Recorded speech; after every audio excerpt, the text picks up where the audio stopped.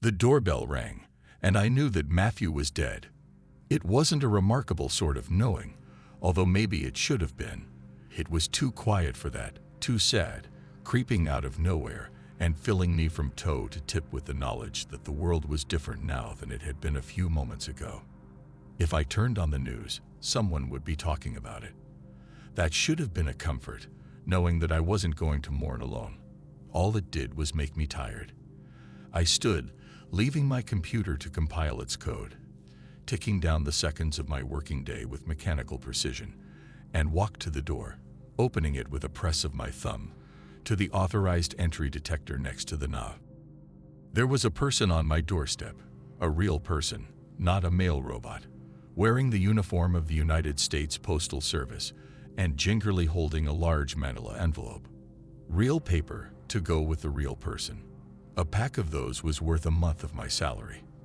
I was afraid to reach for it, afraid that this was a mistake, hoping that this was a mistake, and that I could be debited for mussing someone else's property.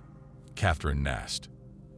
Asked the postal worker, and it wasn't a mistake. This was really happening. Yes. Sign here, here, and here. The form to release a piece of official government mail was dizzying, and ended with a request for my thumbprint, just in case I was a squatter who had managed to successfully ID jack the real Catherine Nast to the level of hacking the house. Not common, but it could happen. 60% of all full immersion ID jackers were uncovered by the post office, IRS, or pizza delivery services. The red light at the top of the postal worker's clipboard flashed green, and the envelope was released into my hand, smooth and heavy and irrevocable. "Have a nice day," said the postal worker. And then they were gone, disappearing down the hall, off to another essential but infrequent delivery, leaving me standing alone, exposed, with tears running down my cheeks. Matthew was dead, and the world was never going to be the same again. The discovery of a living Pacific bluefin tuna in open waters made the world news. The species had been believed extinct for over a decade, since the last of the aquarium breeding programs had ended in failure. The Pacific bluefin had been the last known species of tuna to hang on, battling through overfishing and changing oceans until the final tagged individual had been found in a poacher's net on November 17, 2032. After that, the species had been assumed lost forever, one more entry in the long book of things that humanity's time on the planet had destroyed. Then a research vessel tagging the surviving Humboldt squid population off the California coast snagged something unexpected, a small silver fish, no more than 18 inches long, with spikes along its spine and a familiar silvery sheen. One of the researchers started to weep when she saw it, the last tuna in the world shining in the sun. We have video, her hands clasped over her mouth, the tears running down her cheeks as two more researchers cut the tuna free of the net, heedless of the damage done to their equipment, because what was a single net in the presence of the last tuna? They moved the fish to a holding tank, filming all the while, in case something happened before they could get back to shore, in case there was a storm, in case hungry pirates from the drowned islands, which was virtually all of them, from Hawaii to New Zealand, boarded them and took their treasure away. There were no storms. There were no pirates. The last known Pacific bluefin tuna in the world was delivered to the Monterey Bay Aquarium on March 2, 2035, where it was given a full examination and declared a healthy male. The world went wild. Tuna fever dominated the news shows and blog cycles. Schools taught impromptu lessons about the ecological and cultural significance of the tuna, while the sole surviving specimen swam lonely circles around the giant viewing pool at the aquarium, no longer free, unaware of his importance. To people who lived in terror that the ocean was broken forever, he represented something almost unthinkable. He represented hope. When the tuna fever began to flag, the conservation orgs that had been using him as their new mascot searched for a way to make him relevant again, and seized on the most obvious. They would give him a name. Not just any name. No, they would allow the entire world to have a say. The contest was simple. Anyone, Anywhere could enter. The entries would then be judged by a special open-source software program designed to detect profanity in every known language, both natural and constructed, and entries which passed this filter would be put into a single massive pool. Then, on a simulcast sent to anyone who cared to watch, the winner would be selected. Their name would be given to the Tuna, and they and their family would be flown to California to attend a grand gala in honor of the last Pacific bluefin tuna in the world. It was calculated. It was designed to stir the sympathies of the world. And so, when the winner was announced as 7-year-old Catherine Nast of Chicago, Illinois, there were people who demanded that the random number generation code be released to them, so that they could tease and tear it apart, looking for the place where they'd decided to cheat. It wasn't there.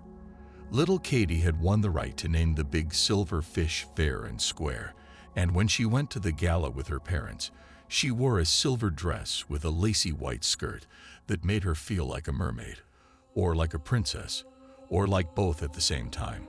There were reporters who wanted to talk to her, and when one of them asked why she would give such a magnificent fish such a boring name, because there had been hundreds, even thousands of Nemos and Neptunes and Poseidons in the barrel, but according to the data, only one Matthew.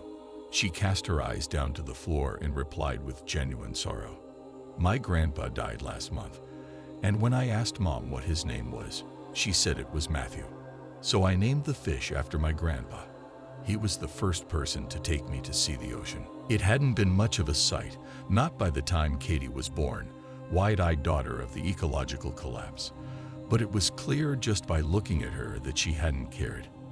It had been a day in the company of her grandfather, him loving her, him showing her something that mattered, even if she was too young to understand that once people had played in the water, instead of standing at a safe distance and covering their noses against the acrid chemical smell of the waves. And now he was gone, and thanks to a spin of a random number generator, his memory would live on, swimming endless circles in a tank that had been designed to hold dozens of tuna, and now held only one. The reporters left her alone after that. Katie spent the evening wandering the aquarium with her parents, staring in wide-eyed wonder at the exhibits. She spent the longest time in front of the tuna tank, her hands pressed against the glass, watching Matthew circle, ever moving, ever seeking the lost and endless sea. One lucky photographer got a picture of her just as Matthew swam by, the little girl in the silvery dress, her eyes turned up in wondering awe, watching the last tuna in the world pass. Aquariums around the world used that picture in their brochures. Very few people remembered her name. The envelope contained a press kit about Matthew, where he'd been found, his vital statistics, the results of the necropsy that had been performed after medical science had stopped working miracles, and he'd been found floating at the surface of his tank. There was even a paragraph about his naming. And a copy of that damned picture, me staring in slack-mouthed amazement at the most pampered fish on the planet. I don't remember much about that night. I remember that the hors d'oeuvres were much too rich for my stomach, but I'd eaten them anyway, pretending I didn't see Mom loading them into her purse by the handful, pretending that every bite wasn't worth a week of my father's salary. I'd been sick on the ride home, clutching my stomach and vomiting by the side of the road. And I still hadn't been hungry for 2 days after that, my body struggling to deal with things that were much more complicated than my usual nutrient-rich food products. I remember standing by the tank and watching the fish with my grandfather's name circling endlessly. I'd been old enough to understand that death was forever, but young enough to have some confused ideas about religion and what heaven was. For my grandfather, getting to be a fish in clean water, with places to swim and new shores to see, seemed about as close to heaven as it was possible to get. Sure, Matthew was just a fish, but he was a miracle too. Maybe Grandpa could be a part of the miracle. I knew better by the time my parents finished eating their stolen appetizers and selling the last of the memorabilia from the evening on various online auction sites. There were no miracles. There was only keeping alive, one day at a time, until you couldn't anymore. My mother couldn't when I was 16. Cancer. She went fast, or maybe she was sick for a long time before she told me. Either way, I'd been a teenage girl with a teenage girl's coping skills. That was the first time I ran away, selling 2 pints of plasma and my grandmother's real silver earrings to buy myself a bus ticket to the aquarium, where Matthew still circled, eyes fixed on a horizon that was just a trick of the way the walls curved. No one came to take a picture that time. I guess weeping teenagers who haven't washed their hair in a week aren't as photogenic as carefully dressed 7-year-olds with stars in their eyes. It's too bad, really. That's a picture I wouldn't mind having displayed in aquariums around the world. It would be more honest. This is what grief looks like. My father couldn't when I was 21. Heart attack. He fell over in his cubicle, mouth still clutched in his right hand, like productivity could somehow save him from the inevitable. He'd been with the company longer than I'd been alive. They didn't pay for his funeral. They hired someone else to do his job inside of the week. There was no trip to see Matthew that time. Even if I'd been able to afford it after paying to have my father cremated, I couldn't have taken the time off work. I needed to keep coding if I wanted to keep eating, and the urge to eat, to survive, was as strong in me as it was in any living thing. I did pay for half an hour's access to the aquarium livestream, and watched him circle, and wished that I were swooning there with him. That would be the 3rd photo in the set. The adult, beat down, exhausted, watching her childhood swimming in an endless circle, wondering where it had all gone so wrong. Maybe they were right to stick with the first picture. At least that one looked like it belonged to a world where hope could still exist. Matthew and I had both been young, with our lives ahead of us, capable of dreaming of a future where things would be better if fish could dream. Now here I was alone, and he was gone, and so was his kind. Gone forever. The envelope also contained an invitation. All expenses paid. Come, it cajoled. Bid farewell to a wonder of DKA deep. At the bottom, awaiting my thumbprint, flashed the question, will you attend? I hesitated, thinking of time away from work, thinking of demerits on my record. Even with the aquarium paying for everything it would cost me. Screw it. I pressed my thumb down on the text, watching it flash to green, hearing the ping as a plane ticket was credited to my personal account, ready to fly me across the country, to take me to the funeral of a friend. You only live once. Someone who loved you should be there when you go, to say goodbye. The last time I saw my grandfather before he died, he'd been too sick to take me down to the sea. The smell wouldn't have done him any good in his weakened state, chemical and cruel as it was. So he'd sat in his wheelchair, oxygen hissing, and he'd walked me through the process of bringing the sea to us. First, I'd filled every big bowl the kitchen had to offer with lukewarm water, not hot, he'd said, in that careful drawl of his, because I won't have your folks saying I endangered you, and not cold, because then the salt won't dissolve, and carried them out to the living room, placing them reverently around him.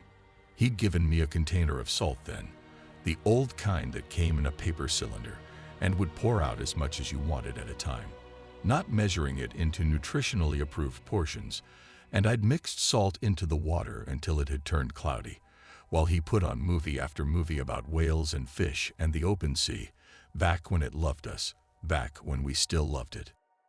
The two of us spent the whole afternoon like that, my hands growing soft and wrinkled like his as I dangled them in the warm, soft water, him smiling down at me, and it had been amazing, and it had been perfect, and the next time I'd seen him, he had been a face on a viewing screen and a vase full of ashes, all the water burned out of him by the crematorium's flame. When we died, we ran as far from the ocean as we could go. We shouldn't do that. I thought that then, and I think that now. We should find the opposite of fire. We should find some chemical process that chases us all the way back to the water, instead of taking us away from it forever, so that we could dilute the damage that we've done, one body at a time, restoring the world with our bodies. It seems wrong that we should hurt the planet in the process of living, and then refuse to give of ourselves to put it all back together again. It seems wrong. I don't know what they did with my grandfather's ashes. They weren't in my father's things when he died. Whatever it was, I doubt it involved going back to the sea. The celebration of Matthew's life came with a dress code, and while my invitation had included admission, airfare, and even 2 nights at a capsule hotel, one before and one after, so that I wouldn't appear rushed when the news sites saw me, the little girl who'd named a miracle and been forgotten, now miraculously all grown up, as if 20 years hadn't passed, as if I hadn't been getting older alongside my friend, the fish. It hadn't come with a dress. That was my responsibility. If it had just been them, these strangers with the money to burn, these shadows of the ones who killed the ocean, I might have said fuck it and stayed home, or taken their plane ticket and their 2 nights in a hotel and done some travel. Let myself feel rich on the back of someone else's carbon emission offsets. But this wasn't just about them. It was about Matthew and my grandfather, and a little girl in a silver dress who was, and was not the ghost of my own past. I'd been setting money aside for a rainy day. Not much, but enough to take to a vintage shop and buy myself a dress of silvery material with sequins on the skirt, like the dress I'd worn as a little girl, but cut for longer limbs, a differently shaped torso. I looked at myself in the mirror and saw my mother, and through her, my grandfather, who would have wanted me to go, who would have wanted me to stand in the shadow of the sea. The news about Matthew had broken by the time I bought my dress, and the world was in mourning. People who'd gone to see him posted tearful testimonies. A few bands wrote songs, or covered songs someone else had already written. The company that owned the right to sell cloned fish protein based on cloned cells taken from his body at various stages of development experienced a resurgence in popularity. An animated movie was planned about Matthew and a little girl who looked suspiciously like that old picture of me. No one contacted me about likeness rights. I did not pursue the matter. Instead, I closed up my apartment. I went to the airport. I boarded a plane, with my silver dress carefully bundled into my carry-on, and I watched the country unspool beneath me like a miracle, and I thought of Matthew, my friend. I thought about saying goodbye. I spent the day of the gala walking around Monterey, fishing town turned coastal city turned tourist trap. No one lives there anymore. Half the stores are automated, and the ones that aren't, the ones where the doors scan your credit rating at the threshold and won't even let the port inside, can afford to bust their employees in from the shanty towns that dot the California coast like sores. Water purification tanks blocked most of the view of the horizon, sucking in ocean water and spitting it out again cleaner, sweeter, less chemically tainted. The surf still left a layer of yellow scum on the shore, but at least the smell wasn't enough to burn my nostrils. I watched it beat itself against the sand for a little while, tirelessly trying to tear down the land. And then I returned to my hotel to change my clothes. It was time to prepare for the evening ahead. News of the gala had traveled around the world, naturally, and the world's elite had responded by showing up in droves. All the beautiful people coming in from all the beautiful places to show their respects to a fish who had been one of their number, a global celebrity, through the simple fact of his existence. So many of them were famous because of who their parents were or which fortune they had inherited that somehow it didn't seem strange that they should be so set on honoring Matthew. If there was anything strange about this night, it was that when I walked up to that arched doorway, stepped onto that red, paparazzi-strewn carpet, no one came to escort me away. I was a part of this. I had always been a part of this, since the random number generator had decided that Matthew and I should be inexorably linked in the eyes of history. Inside the aquarium, the air was cool and tasted of salt, like the living sea my grandfather had tried so hard to emulate for me.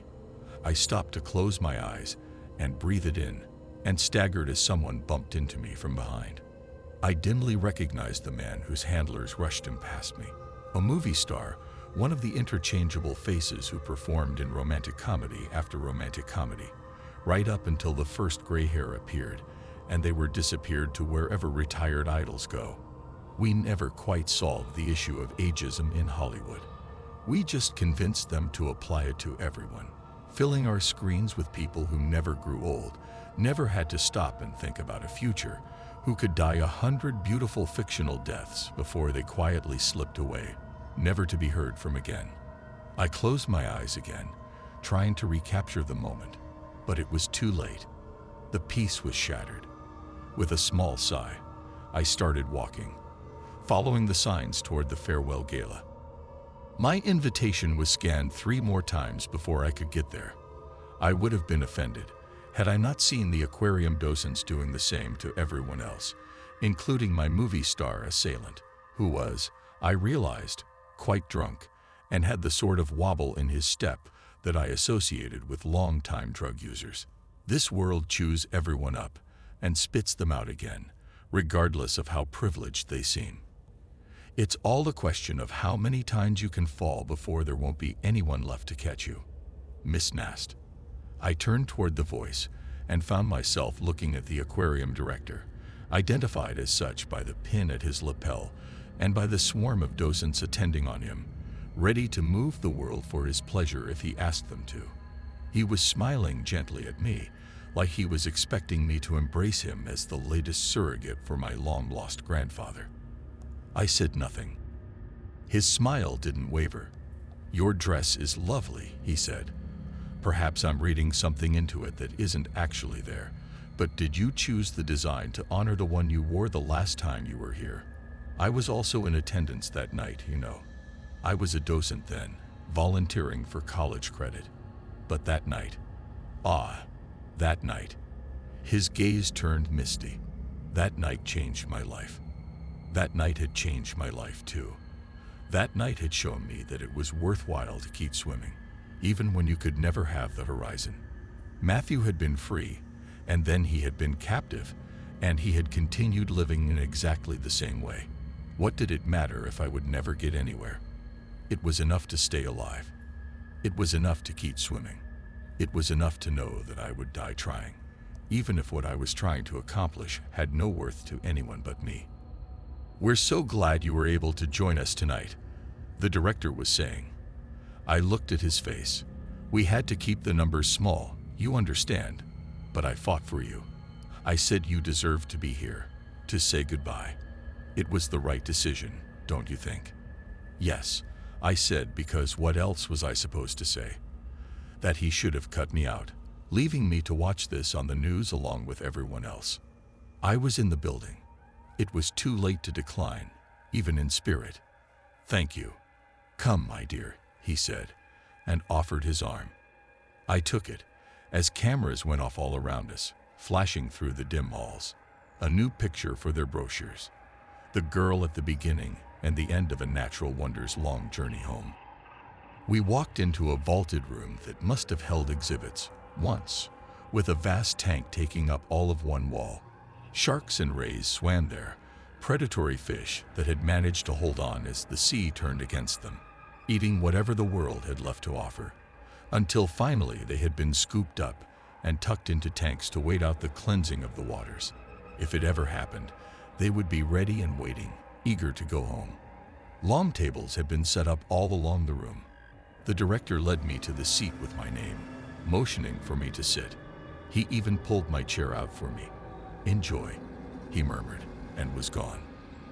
I sat there, bemused, as luminaries filled the seats around me, as the sharks circled in their tank, and the waiters circulated with small trays of delicacies that bore a dizzying resemblance to the ones they'd offered me 20 years ago, when I was a little girl and hadn't understood the scope of what was happening. My head spun, half expecting my parents to stroll into view, making uncomfortable small talk and stuffing their pockets with caviar. When the last of the seats was taken, the director stood, a microphone in his hand, and made an impassioned plea for oceanic conservation, for supporting the aquariums where the last fragments of the living sea struggled to hold fast, waiting for the world to recover. People dutifully applauded. I clapped along with them, not really hearing a word he said. The doors opened. Waiters poured in, each carrying a domed silver dish. which they sat down in front of us, one by one, waiting for the signal to whisk the dome away and reveal a small cube of baked fish resting atop a bed of white asparagus and whipped potatoes, with a milky spoonful of tartare off to one side. I managed, barely, not to recoil. There was no question of what I was looking at. Of course they had needed to keep the numbers small. Of course. There was only so much of Matthew to go around. The director was talking again, but no one was listening. Everyone I could see was picking up their forks, waiting for the signal to dive in. Some of them were visibly salivating, their eyes bright with the thought of tasting something they had thought was gone forever. I couldn't. People would have killed to be in my place. People would have slit throats and gone to prison for the rest of their lives for the opportunity to even breathe in the fumes wafting off my plate, which smelled like the past, like a time when the sea could feed each and every one of us, seemingly without end. He was just a fish. He had been my friend. He had never known it, but he had been my friend. People were starting to look at me, and then at my untouched plate, eyes covetous. It was only a matter of time, I knew, before someone asked whether I was going to eat, whether someone offered me a sum of money that I could only dream of for the privilege of 2 more bites of the last tuna in the world. I picked up my fork. The flesh was soft and flaky. It crumbled when I touched it. I lifted it to my mouth. This was how and why the world ended. Because we were hungry, because it was there, because bellies must be filled. I owed him this much, ashes to ashes and flesh to the sea. The body of my friend was communion, and it was condemnation, and it tasted like the entire ocean. And when I closed my eyes, I could hear my grandfather's laughter, far away, distant as the tide, and see the shivering silver spangle of the last tumen in the world, swimming for a horizon he would never have.